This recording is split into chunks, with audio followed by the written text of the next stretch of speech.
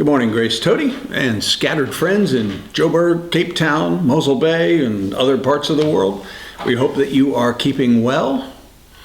God moves in mysterious ways is a phrase that has been part of the Judeo-Christian culture for centuries. It helps Christians get through situations that they just cannot understand. Although the concept, God moves in mysterious ways, is certainly found in the Bible, the actual phrase is not. It's actually the first phrase of an old hymn. So let me tell you the story. Little Billy's childhood years were happy. He was very shy, but he loved his mom and her flower gardens. His dad was a pastor. But at age 6, little Billy's life was shattered when his mom died suddenly. Dad never remarried, and no doubt grieving kind of became cold and distant. In his teens, young William began to struggle with some real depression. The darkness grew terribly strong in his soul as he battled melancholy into his 20s. His dad decided that rather than sulking about, William needed to make something of himself, so he was sent off to study law.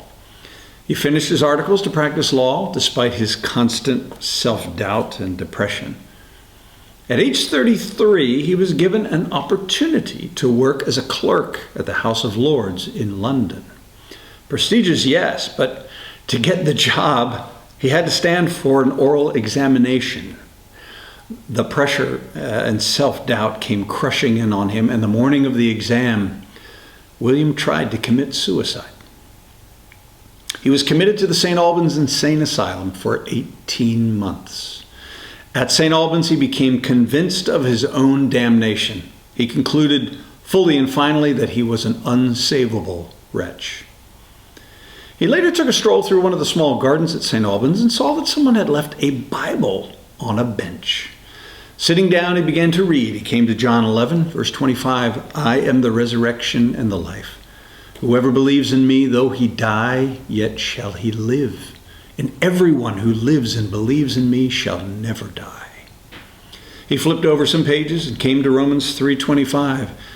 God put forward Jesus Christ as a propitiation by his blood, a justification to be received by faith.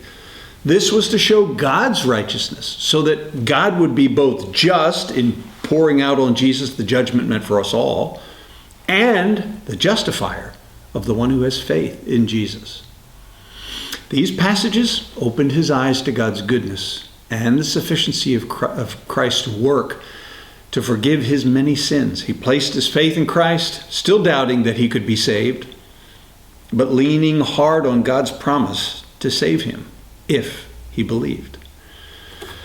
Well, released from St. Albans with a better outlook, he was referred to live with a Christian family who volunteered to take him. The Unwins in Huntingdon, Christians on the Calvinistic side of the evangelical revival that was taking place in the Church of England at that time. You may remember the name George Whitefield. Their teaching on the sovereignty of God helped him anchor his emotions somewhat. He was convinced of God's sovereignty and goodness, even if at times he had great difficulty believing that he himself could ever be a beneficiary of them. Of course, in his darker moments, he was convinced that though he had professed faith in Christ, he was not one of the elect. It would figure. A few months later, a preacher came for dinner. Now, he used to be an awful sinner, a slave trader, but he was savable, and that was encouraging. His name was John Newton. Though Newton was a bold preacher and William was shy and terrified of public speaking, the two of them shared a love for poetry and a tendency toward melancholy, and they struck up a great friendship. Now, Newton invited William to move to Olney, where he pastored. Seeing his bent to melancholy and reclusiveness, Newton brought him along as his assistant in visiting church families. They would take long walks together between homes and talk of God and his purposes for the church. Then Newton had the idea that they should write some new songs, some new hymns for the precious but uneducated people of Olney. William Cooper, for that was his full name, wrote about 66 hymns over the next 2 years. You know some of them. There is a fountain filled with blood drawn from Emmanuel's veins, and sinners plunge beneath that flood, lose all their guilty stains. That was written by Cooper. But then Cooper's mental health took another dark turn, and he became very depressed. One foggy winter night in Oxford, he decided to commit suicide by drowning himself. He called for the coach and told the driver, "Take me to the River Thames." However, the wind-blown fog became so thick that the coach driver, who also knew of Cooper's melancholy ways, said as they moved slowly that he didn't know where they were, and for hours they couldn't find the River Thames. The cabbie finally stopped and let Cooper out, and when he looked up, to his surprise, he was right on his own front doorstep. Pondering what had happened, Cooper realized that God had sent the fog and the driver to keep him from killing himself. And taking quill to hand, he wrote a poem, Light Shining Out of Darkness. That became his 67th and last hymn. God moves in a mysterious way his wonders to perform. He plants his footsteps in the sea and rides upon the storm. Deep in his dark and hidden minds of never-failing skill, he treasures up his bright designs and works his sovereign will. O fearful saints, fresh courage take. The clouds that you now dread are big with mercy and will break in blessings on your head. Judge not the Lord by feeble sense, but trust him for his grace. Behind a frowning providence, he hides a smiling face. His purposes will ripen fast, unfolding every hour. The bud may have a bitter taste, but sweet will be the flower. Blind unbelief is sure to err and to scan his work in vain. God is his own interpreter, and he will make it plain.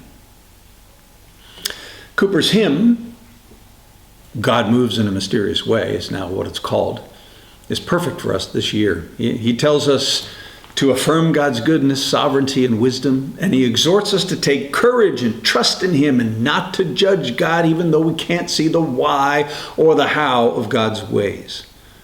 Perfectly fitting for us in 2020. Cooper's use of metaphors like storms and mines and smiles and flowers illustrate these ideas in a timeless way. The hymn is a beautiful expression of the kind of faith that sustained Cooper through long periods of darkness and despair. Well, so what happened to the hymnal?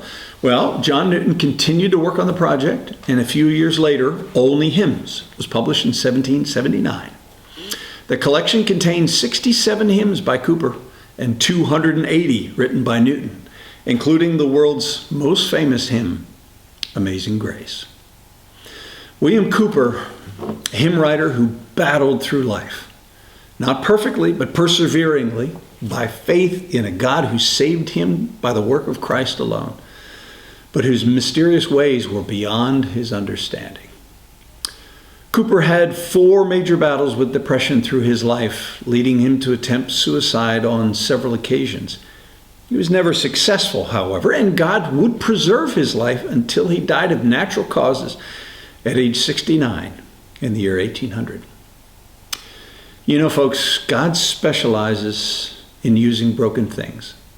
If you have a rough past, or a checkered past, or fallen off the wagon over and over again, your God's grace is new every day, and he wants you to experience his resurrection power, to stay humble, but also see the importance of your position as his child. Today is fresh and clean with no mistakes in it. By his grace, we just need to do the next right thing, to obey him in what we can see and to trust him where we can't see. The hymn, God Moves in a Mysterious Way, remained unchanged in the hymnals for hundreds of years, but in the past 20 years has gained some new popularity as today's artists are putting it to new tunes and adding choruses. So I'll close our time today with our favorite arrangement for Karen and I, by Bob Kauflin and Sovereign Grace. So you have a great Tuesday. God moves in a mysterious way, his wonders to perform. He plants his footsteps in the sea and rides upon the storm. his dark and hidden mind with never-failing skill. He fashions all his bright designs and works his sovereign will. So God, we trust in you. Oh God, we trust in you. Oh fearful saints, new courage take, the clouds that you now dread are big with mercy and will break in blessings on your head. Judge not the Lord by feeble sense, but trust him for his grace. Behind a frowning providence, he hides a smiling face. So God, we trust in you. Trust in what you do. Oh God, we trust in you. When tears are great and comforts few, we hope in mercies ever new. We trust in you.